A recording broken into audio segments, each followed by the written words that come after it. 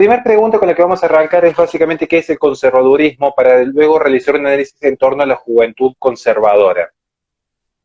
El conservadurismo es una corriente de pensamiento, es una corriente filosófica, una corriente política que se caracteriza por separarse de las ideologías. Como dijimos, el conservadurismo puede ser entendido de dos formas. La forma más común y utilizada es aquella forma vacua en la cual se endilga un pensamiento conservador a cualquier política o cualquier corriente de pensamiento que intenta mantener un status quo. Por eso es común escuchar que incluso algunos referentes dicen, la izquierda es conservadora, pero lo dicen en el sentido de intentar conservar, en el sentido de intentar mantener ciertas prerrogativas de cierta parte de la sociedad. Bien, es una forma de entender la palabra conservador, casi como un adjetivo. Ahora bien, la sustancia del pensamiento conservador, la esencia, la heredamos desde Edmund Burke en adelante, quien se anticipa lo que iba a ser la Revolución Francesa, cuando escribe lo que es la revolución, las reflexiones en torno a la Revolución Francesa, donde él plantea que si bien es importante el cambio, y si bien es importante la evolución y la reforma, la misma no puede ser intempestiva y no puede vulnerar los lazos de la tradición. ¿Qué significa esto?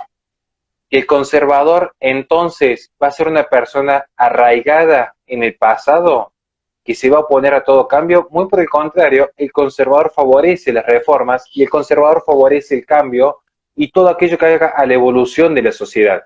Pero estos cambios tienen que ser paulatinos, haber probado en el tiempo funcionar y especialmente no tienen que ser cambios violentos o revolucionarios. El pensamiento conservador es en esencia contrarrevolucionario.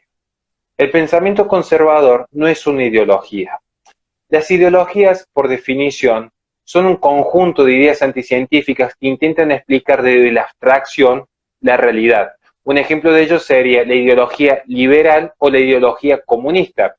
Toman una tesis abstracta, supónganse las leyes de oferta y demanda del mercado o la lucha del proletariado, y a partir de acá entienden a explicar todos los fenómenos históricos desde una misma matiz. Esto para el conservador es erróneo por donde se mire, porque el ser humano no es solamente un sujeto autónomo, irracional, abstracto, como lo puede plantear el liberalismo francés de Rousseau en adelante, tampoco es una unidad de producción y consumo como lo puede plantear el marxismo. De hecho, hay una suerte de trinomio perfecto para el conservador, que el hombre es cuerpo, alma y mente. Y esto no significa que el conservador necesariamente deba ser religioso, aun cuando tiene una excelente alianza con la fe en cuanto cimiento y motor de la sociedad. Bien, entonces, ¿qué es el conservadorismo? Es una corriente de pensamiento que intenta rescatar a partir de la conciencia histórica aquellos cimientos que permitieron edificar una sociedad sana, próspera y libre en resguardo de las instituciones intermedias y de aquellas libertades que en realidad son concedidas desde la sociedad hacia el individuo y del individuo a la sociedad en forma retroactiva y que se amalgaman perfectamente. Horacio, ya que tú tocaste inicialmente el tema de la Revolución Francesa, ¿qué legado podría dejar la Revolución Francesa a la humanidad? Y desde mi humilde visión, yo creo que el peor legado que ha dejado ha sido la lucha contra el clero, la lucha contra la fe, la lucha contra el cristianismo. Digo esto porque la Revolución Francesa, uno cuando la analiza, mucha gente dice, eso no fue el verdadero liberalismo. Yo lo pondré en duda en algún punto, porque muchos políticos serios entienden que hay muchas facciones del liberalismo, claramente que una facción fue el liberalismo francés, heredado de Rousseau. Las ideas de Rousseau llevan a la Revolución Francesa. Esas ideas de Rousseau de querer volver al ser humano primitivo, del buen primitivo, ese buen primitivo no es muy lejano a esa sociedad comunitaria que idealizó Marx cuando escribe, volver a ese comunismo primario en estado de naturaleza, sacarnos de encima el Estado. Quiero aclarar esto, cuando uno dice Marx no era liberal, hay que leer a Marx, porque Marx lo que pretendía en última instancia era abolir el Estado. O sea, el socialismo era una etapa antes de llegar al comunismo final, donde el Estado queda totalmente abolido. Y hay que leer cómo también el progresismo internacional toma todas las premisas de la Revolución Francesa. ¿Cuáles premisas? Libertad religiosa en tanto y en cuanto se silencia el cristianismo, libertad religiosa y libertad de elección en tanto y en cuanto la educación sea estatal impuesta desde el laicismo, donde se separa el cristianismo por completo de la sociedad occidental. De hecho, la imposición de la agenda estatal en materia educativa ya viene de la Revolución Francesa, una revolución que incluso quiso crear un nuevo almanaque para borrar los vestigios de Cristo en la conciencia histórica del hombre. Digo esto porque nosotros estamos en el 2020 y el punto de partida, ¿cuál es? El nacimiento de nuestro Señor, ¿bien? Entonces, no es un tema menor la Revolución Francesa. Esas ideas de que lo que importa es el consenso, estas ideas de Rousseau, son las que toma luego John Rawls, el padre del liberalismo político contemporáneo, que abastece todas las universidades de derecho a lo largo y ancho de Occidente. Ahí está la clave para entender la Revolución Francesa. La Revolución Francesa fue básicamente el monopolio de la educación y la prensa en manos del Estado, que es muy curioso que hoy se están pagando las consecuencias cuando vemos que justamente ciertos entes privados terminan asociados con el Estado para perseguir el cristianismo, para promover el aborto, porque en definitiva, ¿cómo se sustenta el aborto más allá de que hay una agenda antinatalista a nivel global? Básicamente por los consensos, por la democracia, porque lo que importa es lo que diga el pueblo, las mayorías, esta intelequia abstracta, esta capacidad de creer que el hombre, desde la sola percepción y desde la sola mente, puede rediseñar toda la sociedad. Y es muy peligroso, porque ya si yo empiezo a poner el foco en el individuo y pierdo de vista la visión comunitaria, no la comunista, sino la visión comunitaria, de repente todo lo que el hombre perciba y crea sobre sí mismo, lo puede traspolar sobre los demás. Y ya no hablamos solamente en decir, bueno, yo me siento mujer, por lo tanto tienen que respetar mi autopercepción, que en todo caso lo podríamos discutir y sería como un respeto de la libertad negativa. Estamos hablando de que si yo siento que el embrión no es un ser humano, tengo total disponibilidad sobre lo mismo. Lo mismo sucede con aquellos ancianos que no pueden emitir su voluntad y se le aplica la eutanasia, como está sucediendo en muchos países de Europa. Yo creo que el principal legado de la Revolución Francesa es lo que hoy conocemos como este progresismo, que avanza a pasos agigantados mediante la agenda cultural, una agenda cultural que se impone por la coacción del Estado y por el monopolio propagandístico que tienen ciertos entes a nivel global. Horacio, se ha mantenido la idea, precisamente en mi país, de que los conservadores como tal pretenden imponer algunas costumbres, normas desde el Estado. ¿Qué tú piensas de eso al respecto? Eso es una propaganda muy común que curiosamente nos hace reflexionar sobre de dónde viene el ataque al conservadurismo. Porque cuando yo veo las marchas de feministas, rara vez atacan la sede del Partido Liberal, rara vez atacan algunos estamentos estatales. ¿Qué es lo que se ataca normalmente? La iglesia, por definición. Y yo acá me remonto justamente, y quiero retomar ese punto, me remonto a la Revolución Francesa. ¿Qué es lo que atacó? Conventos religiosos. Los destruyó, los masacró. La Segunda República en España, ¿qué atacó? A los conventos religiosos. La Revolución Mexicana con el laicismo, ¿qué atacó? La fe. La ¿Qué Revolución atacaron? Cubana también. La Revolución Bolchevique. Y vos me preguntás, ¿es el conservadurismo que quiere imponer? ¿Por qué viene esta propaganda en contra del conservadurismo? ¿De dónde viene? ¿Por qué se dice que nosotros queremos imponer? Porque decir que se quiere imponer responde a dos fenómenos. Primero, a un proceso revolucionario en contra de nuestras ideas. Claramente, van a hacer propaganda de nuestra contra, como en cierto punto nosotros también podemos realizar una crítica al feminismo. Claramente que van a criticar a aquello a lo que uno se opone, ¿bien? Pero ¿quiénes se oponen? La izquierda y ciertos espacios de corte más liberal, ¿bien? ¿Por qué dicen este mito de querer imponer? Porque en realidad lo que hace el conservadurismo es un escudo a la imposición. ¿Cuál es, por definición, los principales escudos que tiene el individuo para no quedar desnudo frente al poder político: la fe y la familia. ¿Cuáles son los dos principales espacios que define un buen conservador? La fe y la familia. ¿Y un buen conservador es una persona religiosa, una persona que vive en familia? No. Ejemplos: ¿cuál es el padre del conservadurismo anglosajón contemporáneo que tantas mentes ha nutrido? Roger Scruton. Roger Scruton era un católico practicante, un cristiano que iba todos los domingos al culto. ¿Qué es lo que era Roger Scruton? Roger Scruton era una suerte de cristiano cultural, porque si bien no adscribía a una fe como lo podemos hacer vos y yo, defendía el legado tradicional del cristianismo, porque entendió cómo esta institución intermedia, que es el cristianismo, una institución intermedia voluntaria, había permitido, digamos, generar una sinergia en la sociedad que mantenía unidos a los grupos de oposición. Bien, a un poco de historia.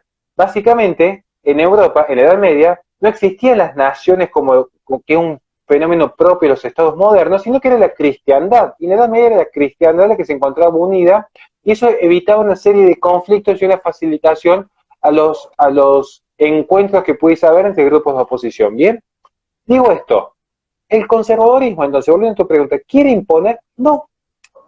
Quien dice esto justamente son los espacios anticonservadores, entiéndase, desde Gloria Álvarez hasta algún militante de algún partido de izquierda perdido en el anonimato, que intentan crear una propaganda en nuestra contra, porque jamás han leído un conservador. Porque yo todavía estoy esperando que alguien que sea crítico del conservadorismo me muestre un solo libro de algún intelectual, entiéndase Russell Kirk, Roger Scruton, Jordan Peterson, donde hayan dicho que desde el Estado se tiene que imponer una moral.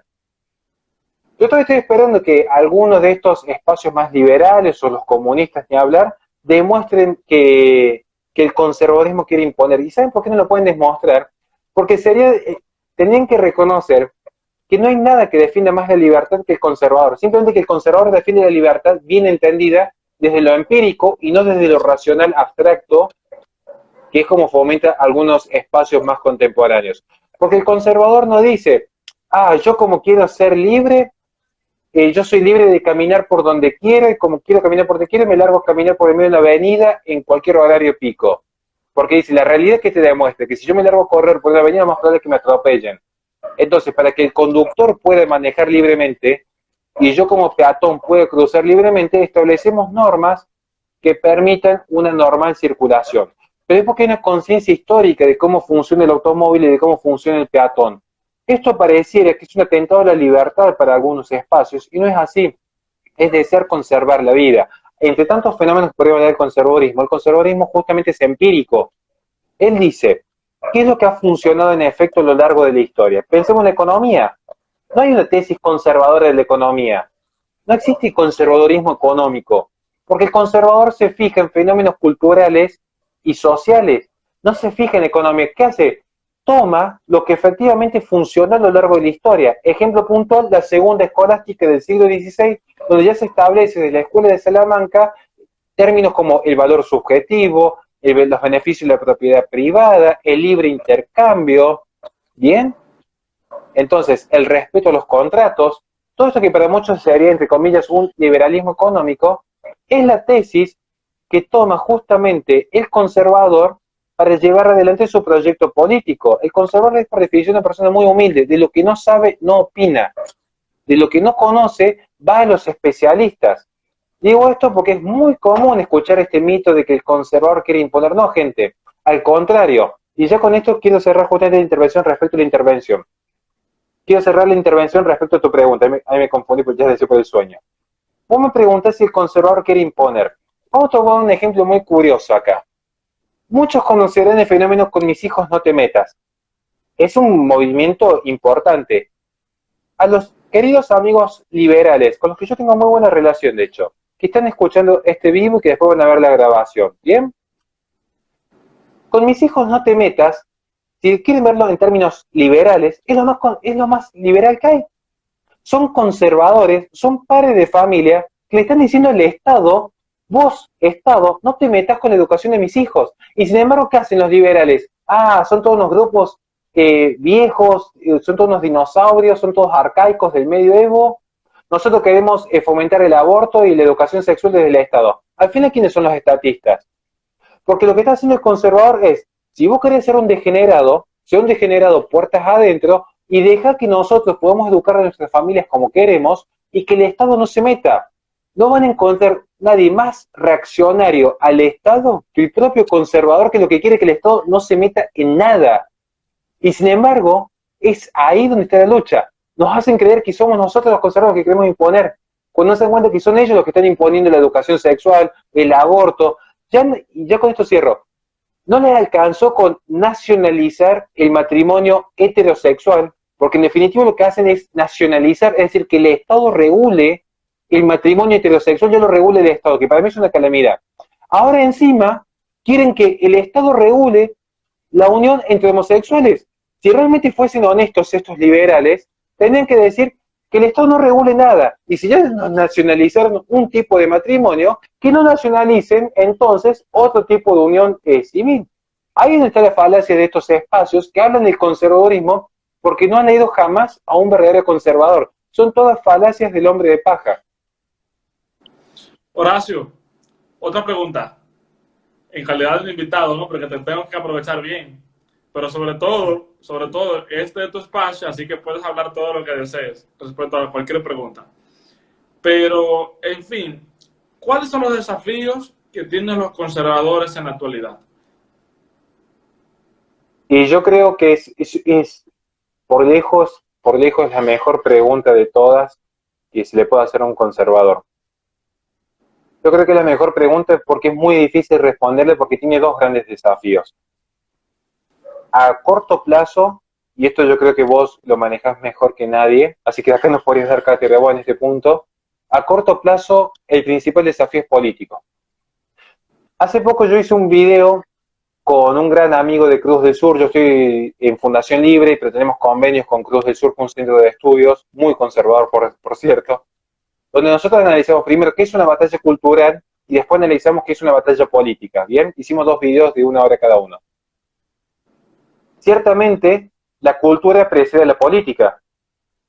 Ciertamente, los políticos lo que hacen es tomar lo que está sucediendo en la cultura, lo que sucede en la sociedad, lo que sucede en ese mercado, lo cooptan para sí y lo trasladan al Estado. Es básicamente el poder político es como un intermediario entre lo que sucede en la sociedad, que es la cultura, y lo que sucede en el Estado, que ya es el poder coercitivo en su máxima expresión, ¿bien?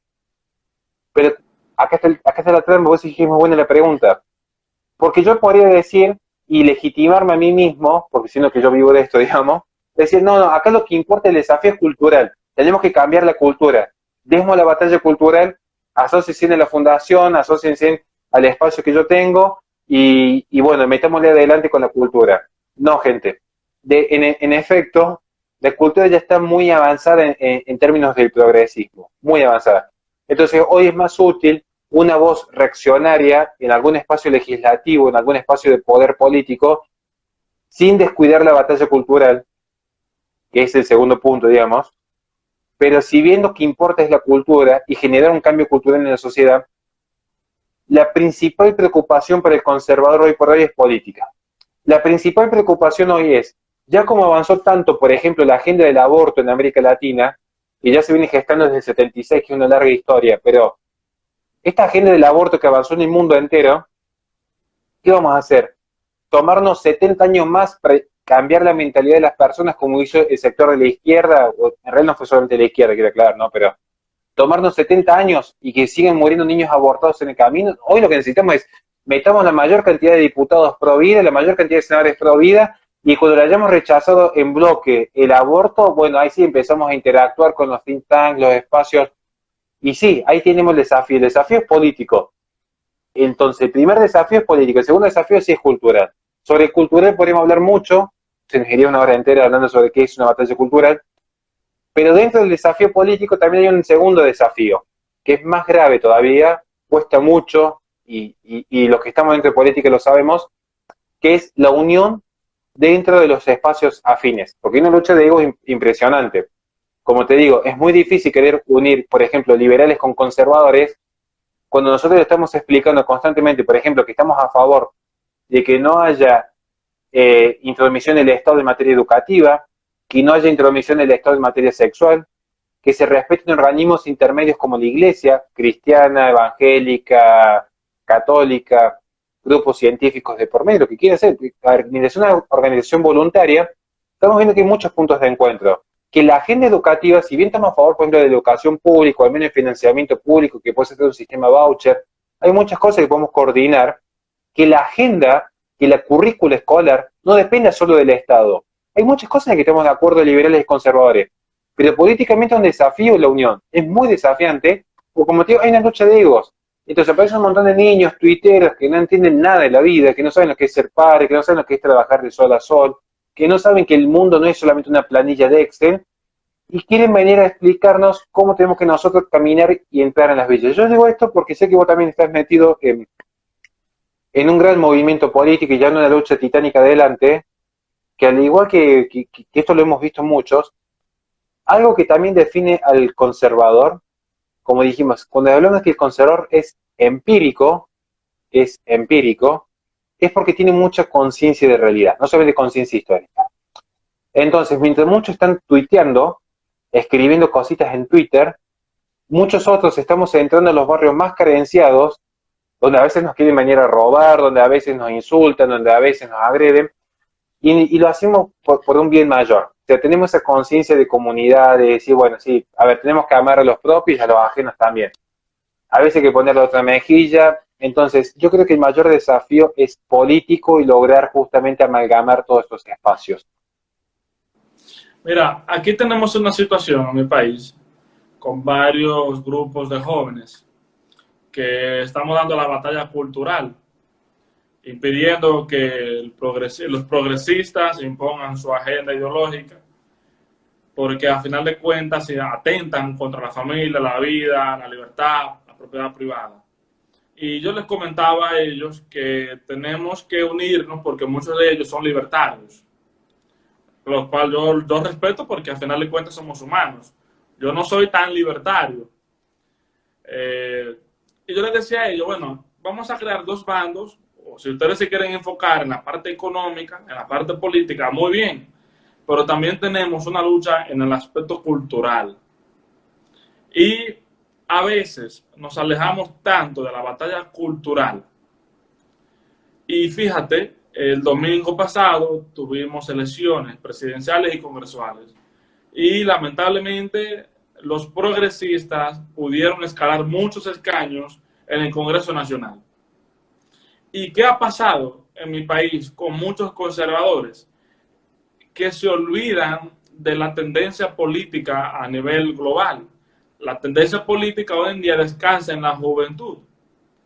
Si tú te fijas en el bando contrario, en el bando ideológico contrario, la mayoría de jóvenes, o sea, de la mayoría de personas que escalaron escaños, fueron jóvenes, a diferencia de los conservadores que quisieron desechar, diría yo, la clase juvenil y llevaron en mayoría a las personas de mayor edad. Y no es un asunto de discriminación de edad, sino que hoy en día es mucho más atractivo apoyar políticamente a una persona de edad más cercana a los jóvenes, porque sobre todo dentro del padrón electoral de mi país, la mayoría de personas son jóvenes. Por lo tanto, los conservadores deben, en mi país, hablo en el caso nuestro, identificar ese elemento muy importante.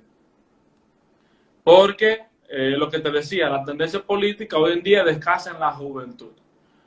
Y quiero resaltar aquí un libro muy importante, La fatal ignorancia, de Axel Kaiser, donde habla muy bien acerca de la anorexia cultural por parte de lo que diríamos nosotros políticamente de derecha. Y precisamente a partir de ahí te quiero hacer la siguiente pregunta. ¿Cuál es la naturaleza, la esencia de que el conservador sea políticamente de derecha? Qué pregunta. Qué pregunta y un tanto compleja. Ahí en ese sentido tenemos que quizás hacer como una pequeña salvedad antes de pasar a la pregunta, que es muy real lo que vos has planteado. Es común que el conservador suele ser más reacio a la juventud, porque ya es como que hay una tendencia natural a buscar la paz que te da la edad y rechazar ese espíritu juvenil que vaya un poquito más revolucionario. Yo creo que hay un despertar de una juventud conservadora, creo que hay un despertar. Yo creo que los libertarios son más afines a los conservadores, especialmente los paleolibertarios son esencialmente conservadores, entonces hay muchos puntos de unión y creo que también algunos espacios tienen que ser como autocríticos en rechazar a jóvenes talentos. En eso estoy totalmente de acuerdo. Vos me preguntas respecto a la derecha y el conservadurismo. Es una pregunta un tanto compleja en lo teórico y en lo práctico. Es compleja. Es compleja porque en primer lugar no existe tal cosa por definición en esencia de lo que es la derecha. Incluso la izquierda tampoco se puede definir tan simplemente. Sucede que la izquierda ha tenido como un predominio histórico, o al menos ha tenido un predominio en el lenguaje de asociarlo directamente al marxismo. Si yo digo izquierda, lo primero que se le va a venir en la mente es el color rojo, la cara de Marx y el Partido Comunista. A grandes rasgos, si yo digo izquierda, es eso. Muchos se le viene eso a la mente. En cambio, cuando yo digo derecha, es un poco más complejo. Siempre aclaramos, izquierda y derecha en realidad, y acá voy a tomar un poco los conceptos de Giuseppe Presolini, que escribe el Manifiesto Conservador, un italiano. Izquierda y derecha se deben entender siempre en la coyuntura y en bases al análisis concreto, ¿bien? Entonces, si yo tengo por un lado a Salvador Allende y por el otro lado a Pinochet, ¿quién sería de izquierda y quién sería de derecha? Ahora bien, si un político, independientemente de lo que haga, favorece el aborto es de izquierda o es de derecha. Como vemos, siempre se tiene que analizar en la coyuntura. Y a veces también hay que abrir el análisis a otros espacios, porque ¿qué pasa con la gente como yo que por ahí es un tanto escéptica de la democracia moderna? ¿Dónde nos hubiésemos sentado? Si yo me oponía también tanto a los jacobinos que estaban a la izquierda como a los girondinos que estaban a la derecha en la Revolución Francesa. Los que defendían el antiguo régimen, ¿dónde quedan entonces? Si estaban justamente en contra de ese sistema de izquierda y derechas. ¿Bien? Digo esto porque es muy compleja la pregunta que has hecho. Voy a retomar. Giuseppe Bresolini, ¿qué nos diría en el Manifiesto de los Conservadores? El conservadorismo no es de derecha, pero se asienta en la derecha porque es donde mayor lazo de afinidad política puede encontrar. ¿Bien? ¿Por qué? Porque el conservadorismo es, en esencia, antagónico a toda expresión de izquierda. Todo lo que la izquierda representa, desde la racionalidad de querer diseñar en forma centralizada la economía, la sociedad y la cultura, hasta la imposición estatal de los credos, los axiomas, los sistemas morales, todo lo que la izquierda representa, el conservador va a estar siempre en las antípodas. Lo cual no quiere decir que vaya a favorecer todo lo que sea anticomunista, porque recordemos que hay puntos de divergencia, por ejemplo, con los espacios más liberales. Por ejemplo, filosóficamente. Conservador y marxista sí tienen un punto de unión, un solo punto de unión, que es la conciencia histórica. Simplemente que el marxista lo que busca es borrar la historia para construir el hombre nuevo. El conservador busca mantener vivo el fuego de la tradición, para a partir de ahí construir. Muchas veces sucede que una corriente liberal es abstracta, racionalista. Fíjense cuando toman el ejemplo de John Galt o el ejemplo de Robinson Crusoe, personajes ficticios, inventan todo desde acá, diseñan todo desde acá, sin ver lo que efectivamente sucedió en la historia y en la práctica. El tema es que cuando empiezan a sentarse en la historia y en la práctica, cuando empiezan a ver los consensos que hay en la sociedad, automáticamente tienen que tener como un espacio más conservador o crear teorías nuevas, básicamente, que es lo que sucede en lo cotidiano. Digo esto, el conservador es en esencia digamos, un personaje que se va a sentar en la derecha, lo cual no quiere decir que ser conservador sea ser de derecha, porque son conceptos distintos. El ser es una cosa y el estar es otra cosa. Aquí no quiero empezar a hablar de Hegel, pero digo, ser de derecha está bien, pero es un concepto que es muy distinto a ser conservador. Porque el ser de derecha va a variar en la coyuntura. El conservadorismo es una filosofía de vida constante, con ciertos axiomas y ciertas premisas que se mantienen inalterables en el tiempo y que trascienden toda coyuntura. Así que esa sería la respuesta un tanto enroscada, yo lo entiendo, Pero como te digo, es una pregunta muy compleja porque se tiene que adecuar siempre en el contexto político que se analice. Entonces, ¿estarías diciendo tú que ser de derecha o ser de izquierda, dependiendo de la situación política, es más un asunto mediático? Más que mediático, es un asunto político de acuerdo a las políticas concretas que haya en el debate. Bien, todo depende del contexto político en el que se analice. Insisto, si yo le preguntase a la audiencia que está en este momento escuchándonos, si ahora o cuando lo subamos a YouTube o cuando lo retuiteemos, aquí nos escucharía, ¿quién sería de derecha? Por ejemplo, Richard Nixon, que es el padre del neoconservadurismo. Alguien que de hecho es muy rechazado por todos los conservadores tradicionales. El neoconservadurismo está en las antípodas del conservadurismo clásico. Son casi como progresistas, un poquito más violentos encima. ¿Bien?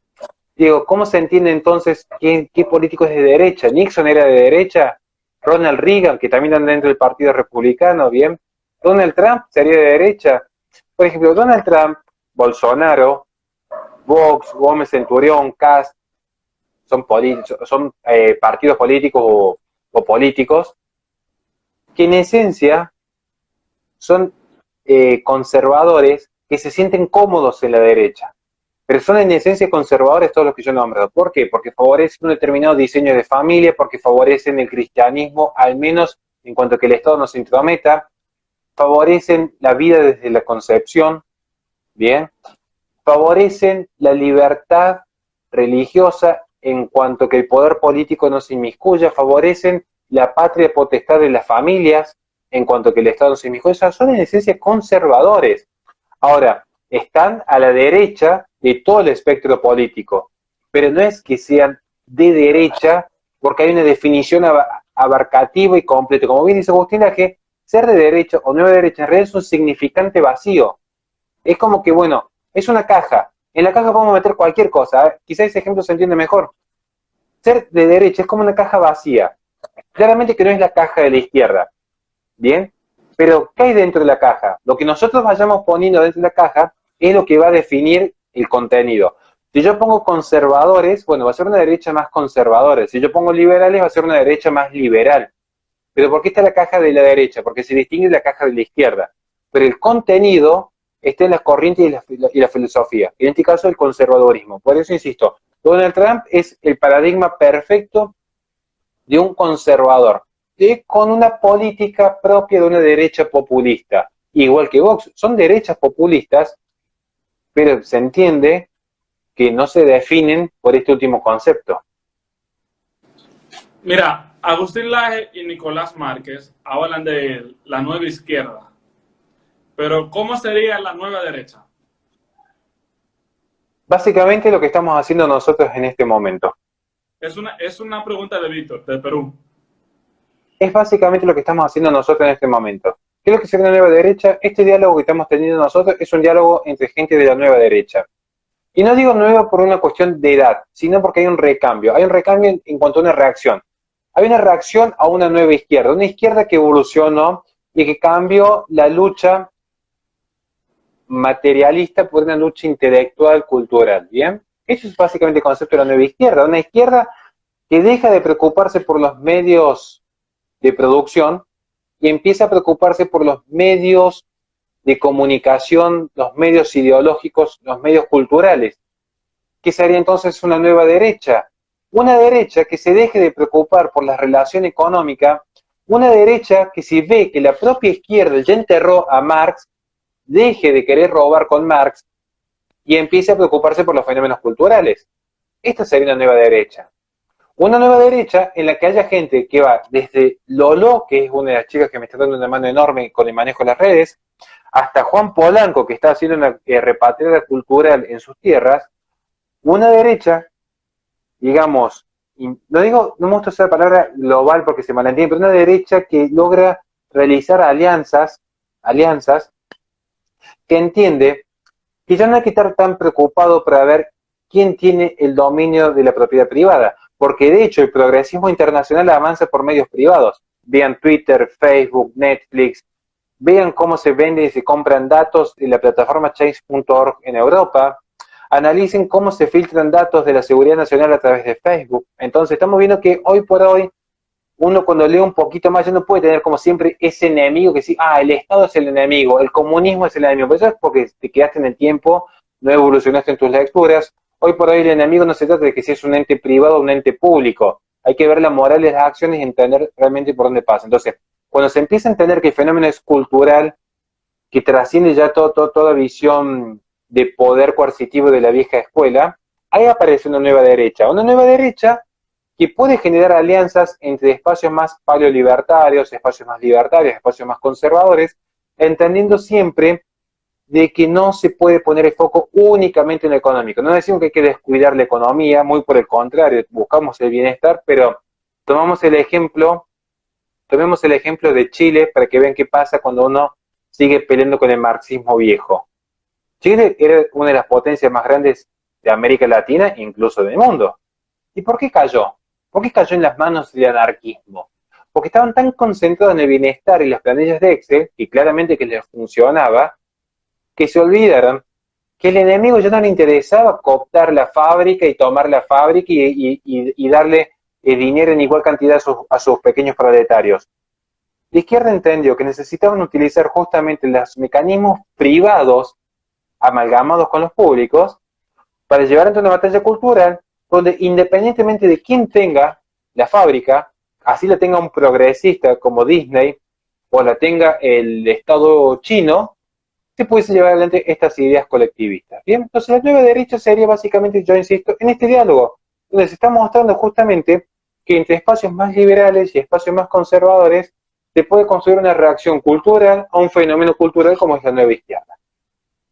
Horacio, sería bueno que una persona conservadora, o más bien políticamente de derecha, para englobarlo así, haga la lucha o participe junto a un gobierno de izquierda, o sea, internamente. No, no, no, no. No, yo creo que es insostenible. Porque, fíjate, el debate en mi país sobre izquierda versus derecha es muy diferente a lo que acontece en tu país. Por ejemplo, aquí no se debate si tú eres progresista, si tú eres conservador. Aquí más bien el debate se encasilla en si tú eres oposición o si tú eres oficialista. Porque mira, yo puedo ir donde mi abuelo y decirle, mira, a mi abuelo, yo soy de derecha, yo soy políticamente de derecha, pero él no lo va a entender. Porque lamentablemente aquí la cultura política, la educación política, aún estamos un poco atrasados, diría yo. Pero fíjate, aquí más bien en mi país los partidos políticos son tan solo una plataforma. Las ideologías políticas, las corrientes políticas no son tan incidentes dentro de las estructuras partidarias, porque en las elecciones pasadas ganó un partido socialdemócrata, pero de igual forma dentro de ese partido socialdemócrata hubo muchos candidatos conservadores. Entonces, por eso te hacía la pregunta, porque yo entiendo que depende mucho el contexto. Bueno, ahí está, ahí vamos entendiendo mejor la pregunta. Tenemos que revisar cómo es el fenómeno político en tu país, Sí, muy raro.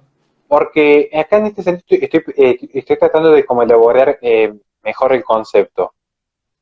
Una persona conservadora no podría sostener un espacio político de izquierda, ¿bien?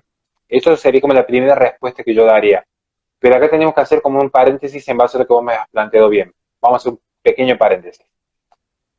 El tema es, si en un partido político pueden ir conservadores y llevar adelante políticas conservadoras, supongamos en el Partido Socialdemócrata, que a grandes rasgos pareciera un partido de izquierda, pero lleva adelante políticas conservadoras y vota a favor de la vida, y vota que el Estado no se mete con el tema de los matrimonios, y vota que el Estado no intervenga en la educación, yo te diría, bueno, fantástico, son políticas conservadoras, con conservadores, yo no sé si sería un partido de izquierda, en todo caso sería un partido con gente de izquierda, o un partido que nació de izquierda, pero si yo digo, a ver, si yo tengo un ente que ladra, tiene pelo y come huesos, y vos me decís, no, pero es un elefante, y yo te diría, mira, llámalo como quieras, pero el ser el ser, la esencia, claramente que no es un elefante, porque el ara tiene pelo y come huesos. Entonces, si un partido político define las ideas, y es lo que yo siempre digo, hay una cuestión que es propia del conservador. El conservador es pragmático, gente. A mí no me interesa que me digan Horacio es conservador, Horacio es liberal, Horacio es de derecha. A mí me han dicho cada cosa a favor y en contra, porque hasta me han inventado denuncias. A mí lo que me interesa es que realmente funciona. Al conservador le interesa lo que es. O sea, esto es incluso un concepto más religioso, pero no importa. Al conservador le interesa lo que es. Si yo estoy viendo que hay un espacio político que defiende el respeto a las instituciones intermedias, el respeto a la libertad de expresión, el respeto a la libertad religiosa, el respeto a la vida, el respeto a la propiedad privada, me interesa poco y nada que el partido se llame Pan y Rosas, que el partido se llame Vox o que el partido se llame el Partido Comunista. Se me da lo mismo. A mí lo que me interesa es cómo funciona en efecto en la realidad. Eso es clave para entender esto. Porque fíjate, aquí hay mucha diferencia entre un partido, entre un candidato de un partido y entre los miembros de un partido. Porque probablemente exista un candidato en X partido que esté a favor del aborto, pero probablemente los miembros, la mayoría de los miembros de ese partido quizás no estén a favor del aborto. Y es básicamente una mezcla de lo que acontece en la situación política de la República Dominicana, porque realmente las ideologías políticas como tal no inciden tanto. Diría yo que históricamente abandonamos el marco de la ideología política después de la Guerra Fría.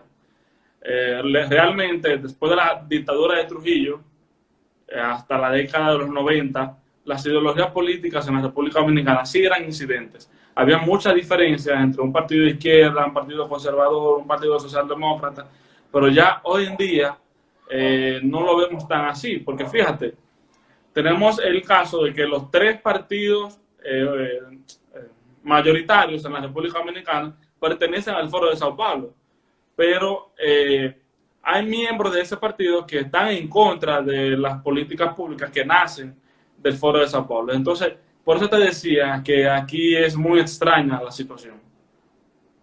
Ahí en ese punto, y que hace como una pequeña publicidad, ya que está Daniel ahí, apenas termine este vivo, yo empiezo otro vivo donde vamos a estar hablando del tema del humanismo y el progresismo, vamos a estar tocando muchos temas que son muy abstractos, pero muy interesantes para aquel que le interesa las ciencias políticas. Y vos me has mencionado el tema de los partidos políticos y las ideologías. Y mientras vos me ibas comentando eso, yo iba pensando por dentro y digo, lo que ha sucedido en tu país, no creas que es diferente a lo que sucede en otras partes del mundo. No creas que es diferente a lo que sucede en Argentina, que sucede en Chile. Bueno, yo hablo mucho de Chile porque es todo becado ahí, entonces como que conozco un poquito más de cerca. ¿Por qué digo esto? Porque en efecto es propio de la posmodernidad, digamos, dentro de los términos políticos, que ya las ideologías tienden a mezclarse y homogenizarse. Así como ya no se puede distinguir lo que es un hombre de una mujer en la posmodernidad, ya como no se puede distinguir lo que es un perro de un hijo, cuando ya no se puede distinguir lo que es bueno, bello y cierto, porque todo es relativo, las ideologías también. Un poco de esto sí tuvo razón Fukuyama cuando dice fue la muerte de las ideas, que es lo que habla siempre Agustín en su libro, pero yo digo, yo en qué sentido sí le doy la razón a Fukuyama, que sí, en efecto murieron las ideas. En la posmodernidad las ideas y las ideologías mueren por completo, porque hoy tenemos pequeños burgueses que viven en las opulencias del capitalismo, que te definen la justicia social y me están diciendo que una vaca tiene derechos, te están diciendo que es totalmente legítimo abortar a una persona por nacer. Digo, bien, entonces ahí cuando empezamos a tener contexto, acá, ¿qué rol juega el conservador? Que el conservador tiene claro 4 premisas y esas 4 premisas que tiene muy en claro las defiende a capa y espada y no importa el espacio político. Muchos me dirán, es una suerte de relativismo y yo les voy a explicar que no.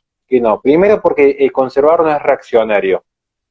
Ojo que yo respeto muchísimo el pensamiento reaccionario. De hecho, en gran medida me siento muy identificado, pero soy realista. Digamos, hoy ser reaccionario no tendría sentido alguno, porque eso no tiene realismo político. El conservador no es reaccionario. Y el conservador es ante todo, como dijimos, práctico, y no se mueve de esos pilares fundantes que son 4 premisas básicas, y se opone al progresismo. Y si se opone al progresismo, que es muy fácil de explicar lo que es el progresismo también, va a importar poco y nada dónde lo haga, si lo hace dentro o fuera de un partido, digamos, ¿bien? Por eso yo entiendo que a veces la gente que me dice, no, porque te fuiste a un partido de izquierda, e insisto, entender la política es entender que a veces los partidos no son más que un vehículo, lo que importa es en efecto el resultado final. No estamos diciendo que el fin justifique los medios, ¿eh? Ojo que no me van a correr por ese lado consecuencialista, sino digo, si yo necesito que no se legalice el aborto porque mi forma de vida me impide pensar en el aborto, si yo tengo que ir en alianza con un partido de izquierda, lo voy a hacer con tal que no se aborte a un solo niño más en este mundo. Y ahí hubo una pregunta muy interesante, estaba hablando de política, que yo leí, donde dice, ¿qué hacemos con las políticas sociales conservadoras, pero que llevan a un plan económico de izquierda? En efecto, tendría que perecer una de las dos. Les voy a explicar por qué. Porque políticas sociales conservadoras implican, en efecto, una economía de derecha, por definición. Porque justamente, el conservador, ¿cuál es un principio básico del conservador? El principio de subsidiariedad. Este principio de subsidiariedad implica que el Estado esté lo más retraído posible. Entonces, si yo quiero llevar políticas de izquierda asistencialistas, necesitaría un Estado sobredimensionado. Un Estado sobredimensionado es un Estado contrario a las políticas conservadoras. O se aplican políticas conservadoras que implican economías de derecha, o se aplican economías de izquierda que implican un avasallamiento de las políticas de derecha, especialmente lo que es la libertad del individuo. Entonces, es incompatible por definición, digamos. Sí. Horacio, yo no soy católico, pero sí valoro la genialidad que tuvo la Iglesia Católica Romana al diseñar el principio de subsidiariedad, aquella doctrina social. Y ahí, en ese sentido, a ver, el cristianismo es muy amplio, se puede aprender de todos los espacios cristianos, incluso hay muchos ateos conservadores, en ese sentido que claro, no hace falta creer en un Dios para ser conservador, hay muchos conservadores ateos, en mi caso. Pero comprendo tu punto y yo como siempre digo, se puede aprender mucho de evangélicos, se puede aprender mucho de católicos, esta es la apertura mental, porque digo, por ahí hay gente que nos critica porque sea católico y la iglesia no hizo nada, no entienden cómo han sido los procesos históricos y opinan tan libremente. Pero ahí preguntan, por ejemplo, cuáles son los pilares del conservadorismo. Bueno, acá una suerte de un ensayo propio, esto es un ensayo mío, digamos, yo no soy voz del conservadorismo ni cerca, pero a esa pregunta de los pilares, a mí me gusta tomar que el pensamiento conservador, al menos es lo que yo estoy ensayando en este momento para mi libro, que como hiciste ya sale, tomo la base de Ulpiano, y de esta base de Ulpiano creo que serían como los principios de toda la sociedad conservadora occidental. ¿Por qué? Porque en esta base vemos que hay principios morales que trascienden los tiempos. ¿Cuáles serían? En primer lugar, procurar el bien y evitar el mal. Esto implica tener una noción objetiva de la moral, ¿bien? Digo porque es propio de la posmodernidad y relativismo, pero eso sería para otro vivo de otra hora más. Pero, primer punto, procurar el bien y evitar el mal. Segundo punto, no dañar a nadie. Acá aparece el cristianismo como base fundante. ¿Por qué? ¿Por qué el cristianismo? No matarás, no robarás, no violarás, no mentirás. Una moral deontológica que siempre se expresa en términos negativos. Ahí está el respeto a la libertad negativa que tanto le gusta a los liberales. Soy consciente que tengo el vivo a las 23, así que van a tener que esperar unos minutitos más. Horacio, no te voy a quitar más porque... No, pero no te preocupes. Tercer punto, que es clave, dijimos, primer escalón, procurar el bien y evitar el mal, en base a lo que es bueno, bello y cierto en forma objetiva. Segundo punto, no dañar a nadie, con moral cristiana, no robar, no matar, no mentir, no estafar, no violar, no asesinar, digamos, básicamente, o sea, son los principios deontológicos expresados en términos negativos y el respeto a la libertad negativa. Tercer punto, que es una forma de entender el diseño de la justicia, es dar a cada uno lo suyo, es lo más equitativo que hay. Y el cuarto punto, que acá también aparece un poco la moral conservadora de por medio, vivir honestamente. Entonces yo con estos puntos puedo hacer todo un diseño político, puedo hacer todo un diseño social, puedo hacer todo un diseño comunitario, y como van a ver, no importa o no implica la intromisión del Estado. ¿Bien? No implica la intromisión del Estado. Y a mí me preguntan muy bien, y hay una acotación válida que dice, esos son principios básicos morales de una persona. Y yo le diría que no. Yo le diría que no, porque hay que estudiar en profundidad filosofía moral. A mí me llevó más de 2 años hacer una especialización en filosofía moral. No es el principio. De hecho, les voy a explicar una cuestión ya para cerrar el vivo. ¿Por qué importa tanto la moral conservadora? ¿Por qué nos debería importar tanto la moral conservadora? Porque en ese punto donde dicen esos son los principios de toda persona, no es así. Les voy a citar un pequeño ejemplo que lo tomo en mi libro. ¿Qué pasó con el coronavirus? Pasaron muchas cosas, pasaron muchísimas cosas, pero hubo un dato muy curioso. Dentro de la OMS aparece una carta que escribe Peter Singer. Para el que no sabe, Peter Singer, ¿quién es? El padre del animalismo, el que sostiene que los animales tienen derecho en liberación animal, ¿bien? Peter Singer dice, tenemos que utilizar todos los recursos en salvaguardar la salud de los jóvenes de 20 años que tienen una edad productiva mucho mayor que la de los hombres de 70 años. Entonces le dice, si yo tengo una vacuna que cuesta, supongamos, $1.000, ¿qué sería mejor? ¿Gastar la vacuna para que un joven de 20 años viva más años o para que un hombre de 70 viva solamente 10 años? Destinemos recursos a los más jóvenes. Peter Singer dice expresamente que no es inmoral discriminar a la gente de tercera edad. ¿Bien? Esto está citado. Digo esto. ¿Por qué hice esta mención? Porque me dijeron que esos son los principios morales de una persona. Yo digo, no, son los principios básicos de una moral conservadora. Porque Peter Singer no es un inmoral. Peter Singer no es un relativista. Muchos dicen, ah, es relativismo moral. No, no, no, gente, no se confundan. Eso porque todavía no se estudia en profundidad filosofía moral. El relativismo moral es una forma de escepticismo moral. Es una forma de escepticismo moral. Peter Singer, la ONU, la Organización Mundial de la Salud, el progresismo en más de un caso, como algunas expresiones del feminismo, no son inmorales, sino que son utilitaristas. ¿Y yo qué dije cuando empecé a hablar de los 4 principios? Nosotros, especialmente cuando hablamos del no dañar a nadie, somos deontológicos. Si somos deontológicos, tenemos sí una moral universal. El utilitarista tiene un solo axioma que es universal. Es básicamente, ¿cuál es ese axioma? Procurar el mayor placer y satisfacción a la mayor cantidad posible de personas y eliminar el mayor sufrimiento posible a la mayor cantidad de personas. Esto es un axioma que se mantiene constante en el tiempo para el utilitarista. Y acá sí se justifica la famosa frase, valga la redundancia, el fin justifica los medios. Porque si yo tengo una moral utilitarista y yo digo, ¿está bien o está mal matar? ¿Qué me van a decir los progresistas? Depende. Porque si yo mato a un niño por nacer que no siente dolor, para que la madre que sí siente dolor tenga más plata y no pase tanta pobreza, se justifica el aborto. ¿Eso es una inmoralidad?